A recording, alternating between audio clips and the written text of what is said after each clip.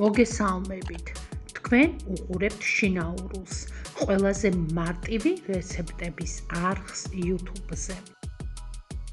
დღეს მოვამზადოთ ჟოლოს სწრაფი ჯემი. 1 კილოგრამ ჟოლოს დავაყაროთ 800 გრამი შაქარი.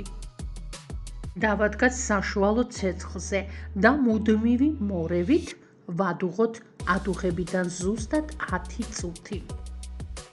მუდმივი მორევის გამო ჟოლო დაიშლება და მიიღებს ჯემის კონსისტენციას. ცხელს ვაცხამთ ქილებში და ვინახავთ მაცივარში.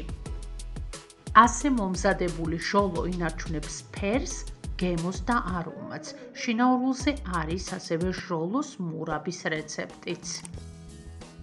აუცილებლად გამოიწერეთ არხი, რათა ნახოთ ყველა მარტივი რეცეპტი. მადლობა რომ გვიყურეთ. მომავალ რეცეპტამდე.